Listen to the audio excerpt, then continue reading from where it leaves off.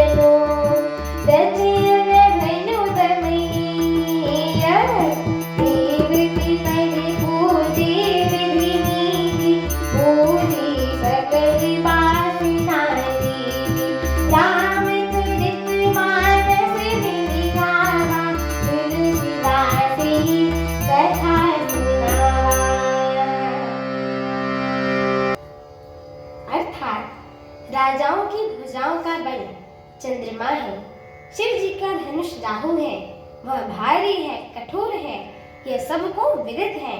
बड़े भारी योद्धा रावण और बाणासुर भी इस धनुष को देखकर गौ से चुपके से चलते बने। उसे उठाना तो दूर रहे, छूने तक की हिम्मत न हुई।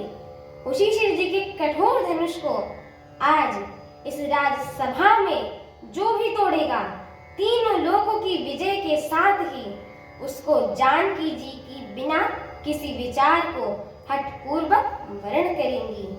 प्रण सुनकर राजा लालचा हो गए। जो वीरता के अभिमानी थे वे मन में बहुत ही तमतमाए, कमर में करकस अपलाकर उठी और अपने इष्ट देवों को सिर नवाकर वे चलते बने। वे तमकर बड़े ताव से शिव जी की धनुष की ओर देखते हैं और फिर निगाह जमाकर उसे पकड़ते हैं। करोड़ों भांति से जोर लगाते हैं पर वो उठता ही नहीं है। जिन राजाओं के मन में कुछ विवेक था वे धनुष के पास ही नहीं जाते। वे मूर्ख राजा तमकर धनुष को पकड़ते हैं परंतु उठा ही नहीं पाते तो लजाकर चले जाते हैं। माने वीर की भुजाओं का बल पाकर वह धनुष अधिक अधिक भारी होता जाता है। तब 10,000 राजा एक ही बार धनुष को उठाने लगे, तब भी वह धनुष ताले के टलता ही नहीं था। शिवजी का वह धनुष कैसे नहीं दिखता था, जिसे कामी पुरुष के वचनों से सती का मन कभी चलायमान नहीं होता था। सब राजा उपहास के योग्य हो गए।